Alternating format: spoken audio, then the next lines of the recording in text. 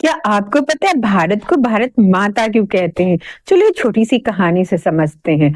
यहाँ बहुत समय पहले यहाँ की आत्माएं बहुत पवित्र, दिव्य, मासूम और पूरी परफेक्शन से भरी पड़ी थी। 16 कला संपूर्ण यहाँ देवता रहते थे, मूर्ति के रूप में नहीं, जीवित गुणों के रूप में। मतलब सही गलत, मेरा तेरा, जीत हार, अहंकार जैसी कोई चीज ही नहीं थी। फिर समय बदलने लगा, ड्युअलिटी आई, अद्वैत खत्म हो गया और इसके साथ आक्रमण और अंधेरा भी आया।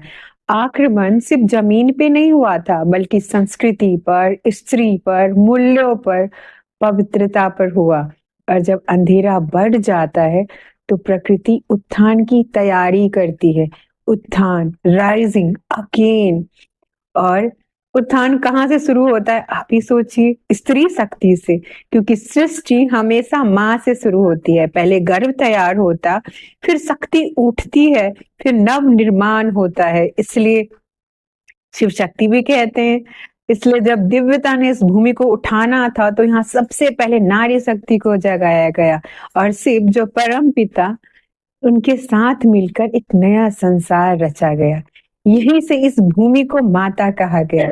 धर्म से नहीं होता, किसी जाति से भी नहीं, किसी एक्सटर्नल लेवल से भी नहीं। वह केवल उन्हीं के लिए है जो अहंकार से ऊपर उठे हैं, जो प्रेम, शांति, करुणा और सत्य का सम्मान देते हैं, जो आत्मा की दृष्टि से जिए और सभी को एक समान देखे। इसलिए जब कहते हैं भारत माता की जय, तो हम मिट्टी को नहीं, उस चेतना को नमन करते हैं जिसने एक सत्य संसार को जन्म दिया। आज गणतंत्र दिवस पर सवाल है, क्या हम उस माता के योग बच्चे बन रहे हैं? क्योंकि गणतंत्र केवल एक प्रणाली नहीं, एक बहुत बड़ी गहरी दायित्व है, रेस्पॉन्सिबिलिटी है, एक याद है, एक वापसी है अपनी असली पहचान की ओर। इस वजह से आपको ये सोचना है कि इस धरती को प्रेम, करुणा, ज्ञान, शिक्षा और एकता चाहिए, और तभी आप इसके लायक बच्चे बन सकते हो।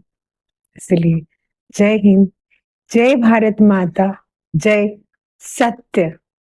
क्योंकि ये धरती सत्य थी और फिर से सत्य होगी।